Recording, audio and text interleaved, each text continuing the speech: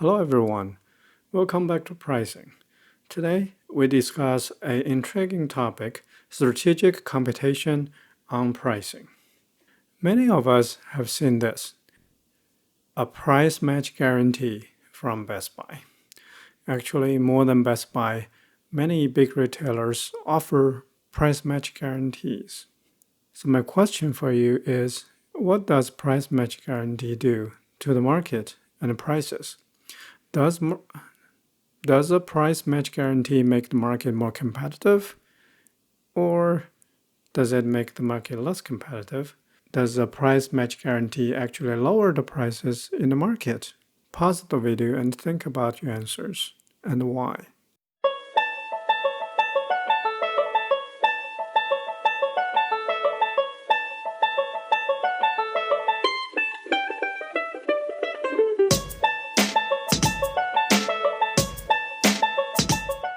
While price match guarantee appears to guarantee a low price to the consumers, you might also think who else can actually read this price match guarantee? That's right. The competitors also see this price match guarantee. So what's interesting about price match guarantee is because price match guarantees are publicly communicated, competitors actually see this. Very often, when price match guarantees are offered in the market, the prices for matching products at competing retailers are the same. For example, I've done some research on the competition between Best Buy and Circuit City, before Circuit City's bankruptcy. Interestingly, for almost every single product offered at Best Buy and Circuit City, the prices at the two retailers are identical. That is, the price actually are matched cent to cent. It's not that consumers brought the lower price to match with the retailers. The retailers actually pretty much already matched up the prices. You can observe similar phenomena nowadays between stores like Home Depot and Lowe's. So why does this happen? This is an intriguing phenomena. We often call this implicit collusion. So market competitors, they're not necessarily colluding with each other openly, but through public communications, they actually read each other's signals. The point of price drop is it will attract demand. If the price drop will be instantly matched, there's no incentive to drop the price. So by offering a price match guarantee, the retailer threatens a price drop if the competitor drops the price. By offering price match guarantee, a retailer signals its willingness to fight a price war. It preemptively prevents price drops from happening. There has been research on the effect of price match guarantee to prices in the market. The interesting observation is, in the markets where price match guarantee is offered, the overall prices of the products are actually higher. So the answer to what does price match guarantee do to the market and prices is price match guarantee softens competition by preemptively prevent price competition from happening and maintain the market prices at a higher level. So now let's take a step back and look at the market without a price match guarantee. Let's call this a mindless competition. So let's say there are two oil firms competing on price, and the product they offer is homogeneous. So it's the same oil, and the per unit costs, per barrel cost for each firm is identical at $20. There are 8 customers in the market. Each customer is willing to pay up to $100. So this is the actual willingness to pay. And customers will buy from the firm with the lower price. If the prices are identical, each firm gets 4 customers. So these firms are not communicating with each other, and they announce their prices simultaneously. If you were one of these firms, what do you think happens? What price would you announce in the market? This kind of direct price competition games have been played in the market, and in different laboratory scenarios with real money. A common observation is in a scenario like this, especially if you play this game repeatedly, not allowing firms to talk to each other, the price drops very quickly, converging to the variable cost of $20. So instead of charging $100, the willingness to pay, the firms are competing to lower the prices. This competition describes a scenario that we call a price war. That is, firms converge to very low prices. So what is the underlying process for a price war to happen then? Here's a more numerical examination of this. Both competing parties are acting in their own best interest. So let's look at the table and the numbers. We're looking at two dimensions.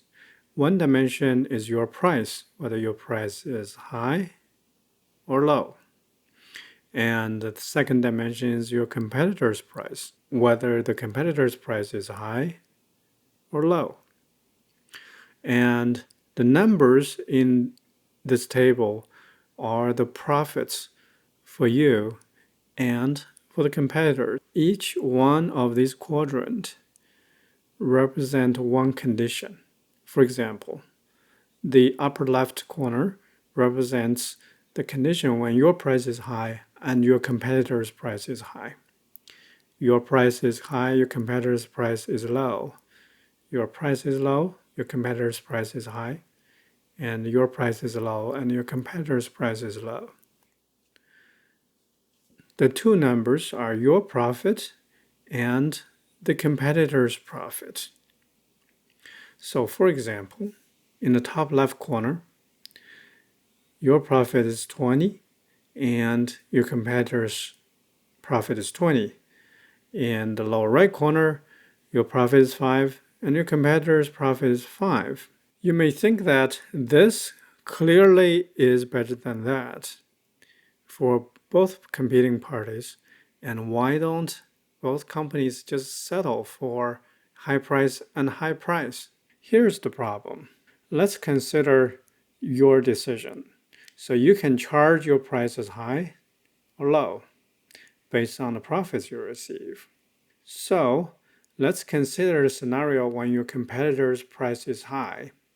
And if you charge a high price, your profit is 20.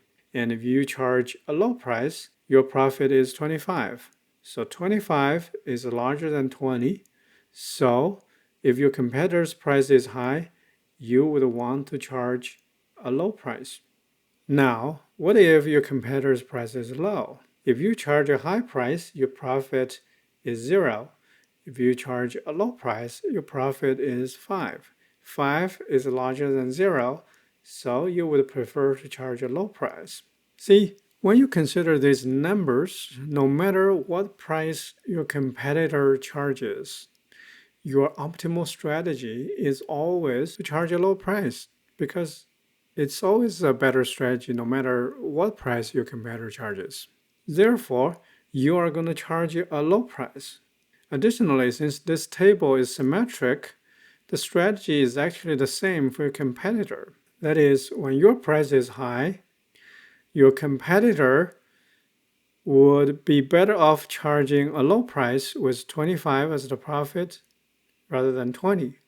When your price is low, your competitor would rather charge a low price to receive a profit of 5 instead of 0.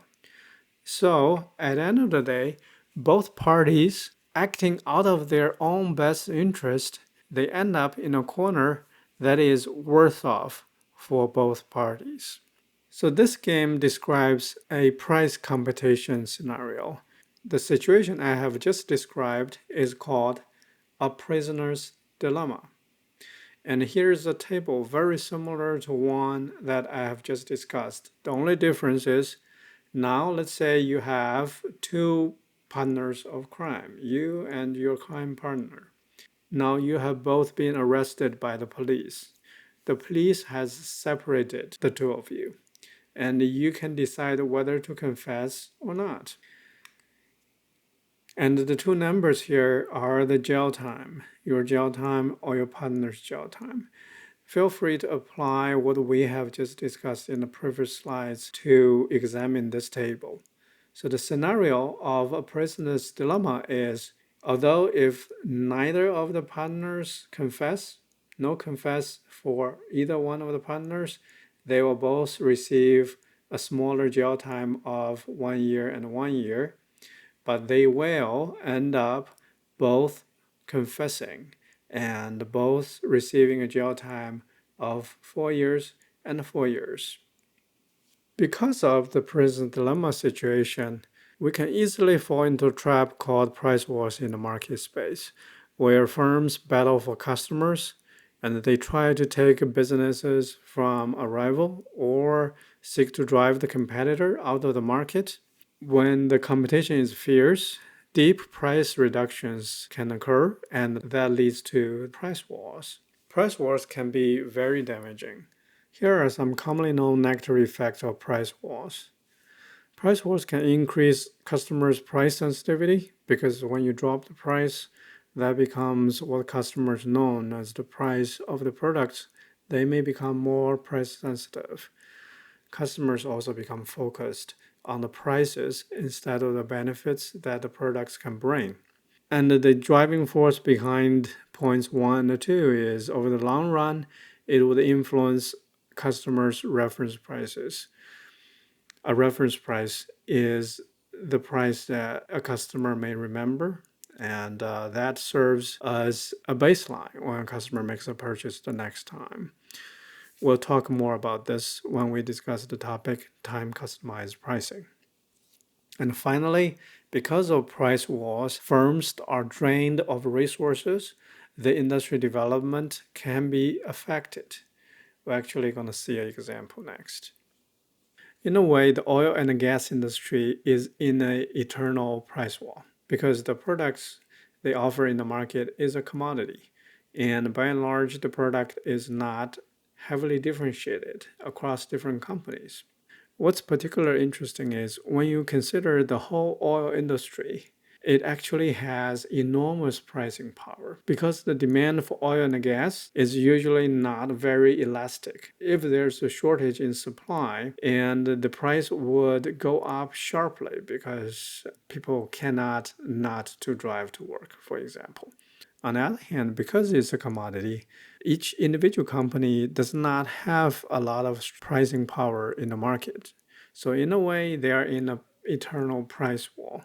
And what's particularly relevant in a commodity market like this is what we call a bull whipping effect. This is commonly studied in supply chain. That is, when supply is high and oil price is low, the survivors of the industry would be the ones with the most optimal cost structure. Therefore, all the companies are trying to stay nimble. And they are not developing extra capacity, drilling, finding new reserves. So the whole industry development comes to a halt during the time when oil price is low. So we may see a whole decade where the oil supply capacity does not change much. In the meantime, because of economic growth, oil demand gradually increases. Eventually, when demand gets very close or even slightly above supply, oil price starts to go up sharply. And this is the time when the industry starts to have a lot more profit. And as a result, they pull money into exploration and drilling. And this exploration, drilling, developing new technologies would lead to a sharp increase in reserve and the supply capacity. And because this is a commodity industry, when you have more oil in the market than the market can absorb, the price again drops sharply and the profit shrinks and the companies start to living a lean life again. So this process goes on and on. As a result, the industry is highly cyclical. This is called a bullwhip effect because when you swing a bullwhip, your swing would take time to reach the other end. The supply chain reaction to price changes has delays. So usually in the oil and gas industry, companies adapt to this industrial trend instead of going against it. Consumer products tend to have more interesting scenarios when we look at a price war or the potential of a price war, because usually there is far more wiggle room for each individual company. So here is a piece of history on how Budweiser preempts a price war. Anheuser-Busch held a dominant share of the beer market in 1989. Price reductions required substantial volume gains to be profitable. So in the summer of 1989, Miller and Coors, the major competitors, reduced prices by as much as 22%. This is the prisoner's dilemma scenario we were looking at. So Anheuser's sales were at record levels, but growing slower than expected. So Budweiser sends a press release on October 25th. It says the company would begin to match price discounts in some markets, and earnings growth would be harmed. Quote, if price discounting continues, it could cause an erosion in our market share unless we take action. It continues, we don't want to start a bloodbath, but whatever the competition wants to do, we'll do. Everyone understands that market share is key in a mature industry. We want 50% of the market in mid-1990s.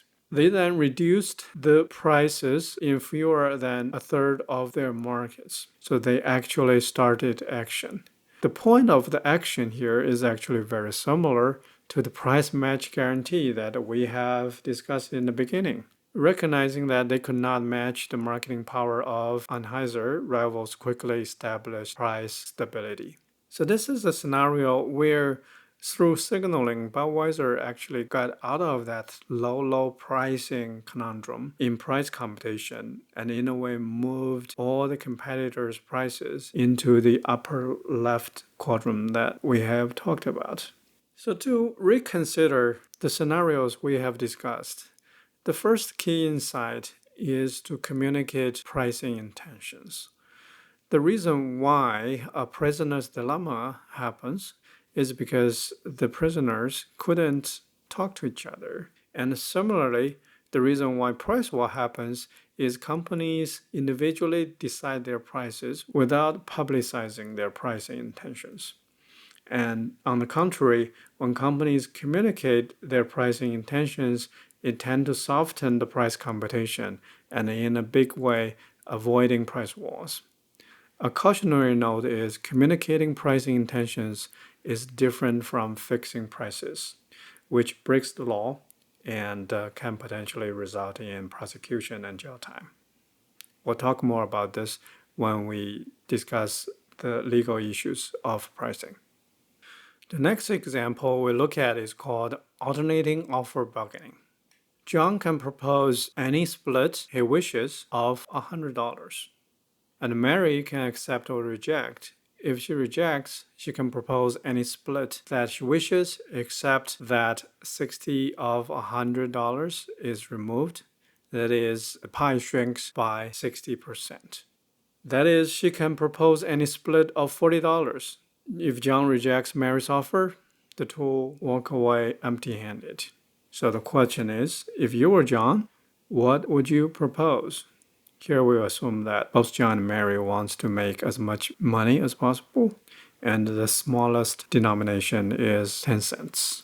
So of course, if John offers $100 from the beginning, all to Mary, Mary would happily accept $100. But the problem is John is not maximizing his own dollar amount. He will have zero left. The question then again is how much should John offer? $50, $60, $70? Pause the video and think about it.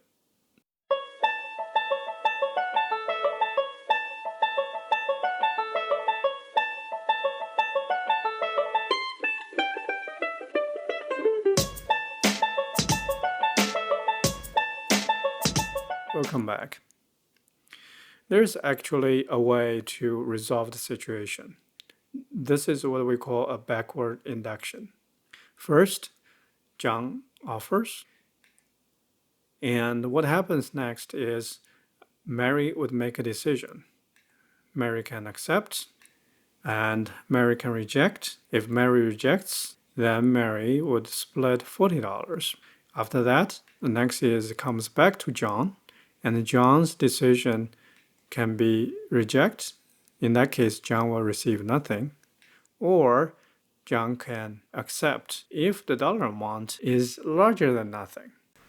So knowing that John would accept anything more than $0, and the lowest denomination is $0.1, how much should Mary offer John? That's right, Mary would offer John 10 cents, and Mary would keep $39.90. Now we know what Mary's decision is. The question is, how much would Mary accept? We already know that if Mary gets to split, the most Mary could get is $39.90. Therefore, if we offer any amount more than $39.90, Mary would accept. That amount would be $40. So therefore, John should offer Mary $40, and Mary cannot get more than 40.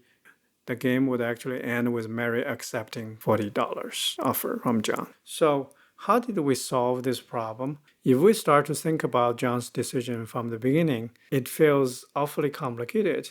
But if we look at the end, it actually makes the problem much easier. That is, if we have the foresight in the beginning, we can actually backtrack the problem and find out the optimal solutions. So the second insight in strategic pricing is to use strategic foresights. Before you make a decision, first think about how the other party in this process would react. Then you make a decision based on how the party would react. So use strategic foresight. The next example looks at two scenarios. First is a one-shot market entry game. So what we are looking at is an incumbent monopolist airline. For example, the flight between Houston and Chicago is dominated by United Airlines. Now let's say another airline, Olive, is the only potential entrant. Olive must decide whether to enter the market or not. So the question is, what should United do? Let me lay out the problem. This is similar to what we have seen before. So Olive Airlines can decide to enter or not enter. And if Olive Airline enters, United can decide to share the market or to fight with Olive Airline. And the numbers at each step are the payouts for both airlines. The first number is Olive Airlines payoff. The second number is United's payoff. So let's look at the process. If Olive Airlines don't enter, then the payout for Olive Airline would be 0. So you don't enter, you don't have the market. And United has all the $2 million to itself. If Olive Airline enters and United shares the market, they would split the market. Each company gets $1 million. However, if United decides to fight, then we're going to incur a price war where both companies would lose money. Now, what would United do? Again, we compare the two profits using a backward induction. If United shares, it gets a profit of 1. And if United fights, it gets a profit of -1. Since 1 is larger than -1, United would choose to share. If United decides to share, Olive Airline has a profit of $1 million. So Olive Airline would decide to enter and earn this $1 million instead of not enter and receiving 0. At the end of the day, in this scenario, Olive Airlines will enter the market and United will share, and both companies get $1 million. So now let's look at a different scenario where we have a repeated market entry game. Again, United as the incumbent monopolist between Houston and Chicago. And United in this case plays many games. So there are many potential new airline entrants, each one of them wishing to enter the cities that United serves. These games are played sequentially over time. Again, for any entrant, if not entering, the payout is 0-2. If enter, then United can decide to share, and split the market or to fight and lose money. So, what should United do in this scenario? Pause the video and think about your answer.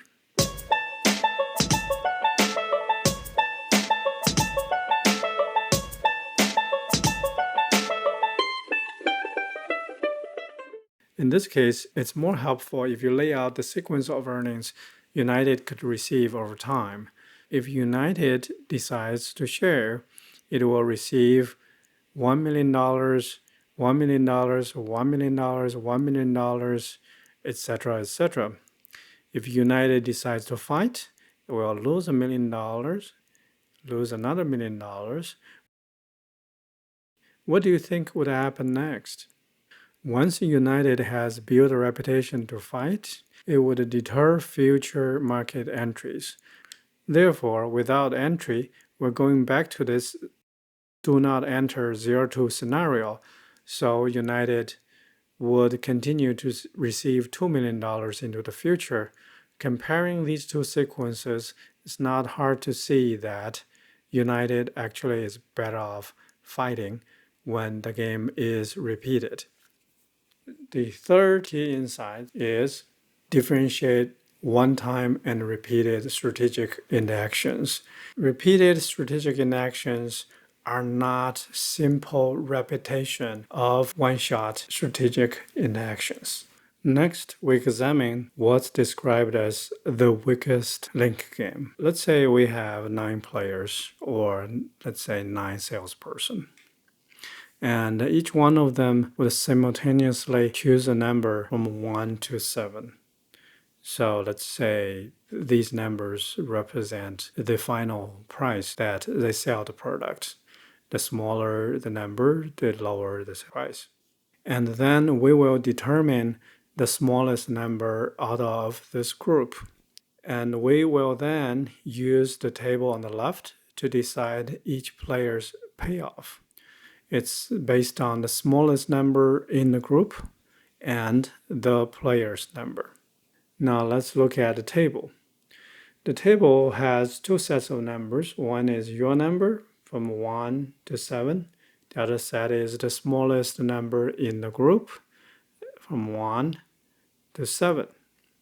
If the smallest number in the group is large, then the payout is large. Let's say if the smallest number in the group is 7, then it means everybody has 7. So the payout is $13. If, however, the smallest number of the group is small, then overall the payout for everybody is smaller.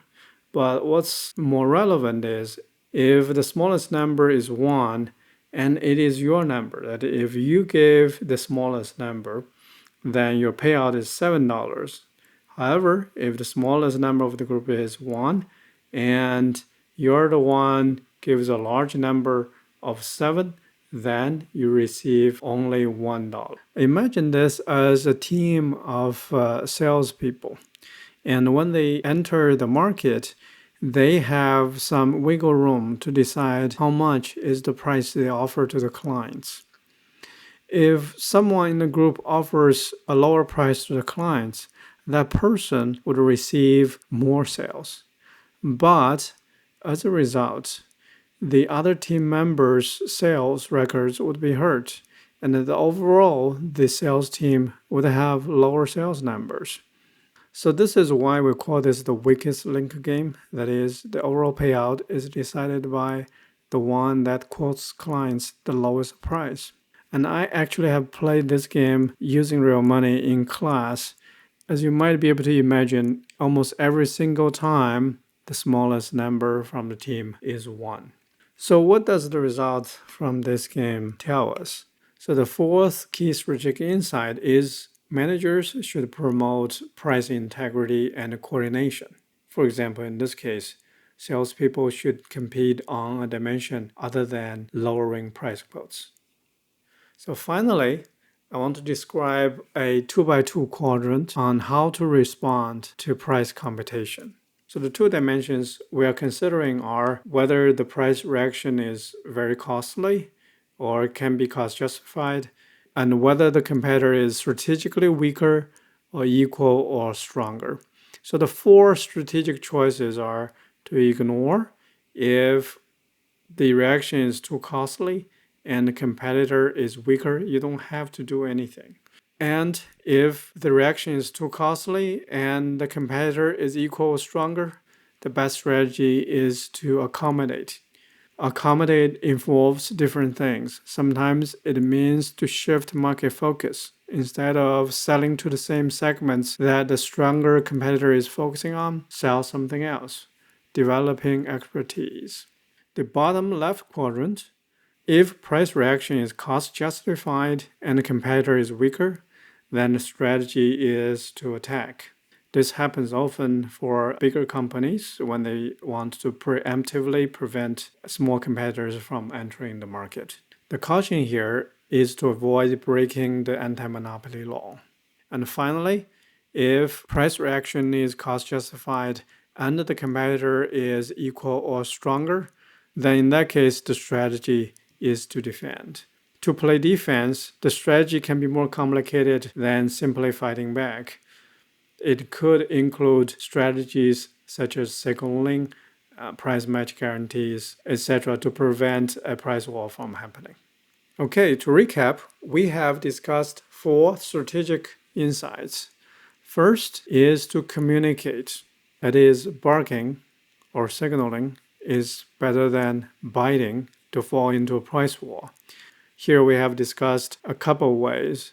Using public announcements to communicate pricing intentions and provide price match guarantees to signal the willingness to match any price drop. And additional strategies may include things like providing warranties. The second insight is to use strategic foresights. First, deciding how the counterparty would react, then make your own optimal decisions. The third insight is to differentiate one-time and repeated strategic interactions. These are actually entirely different games. And finally, promotes pricing integrity and coordination. That's our discussion on strategic competition of pricing. Thank you. I'll see you next time.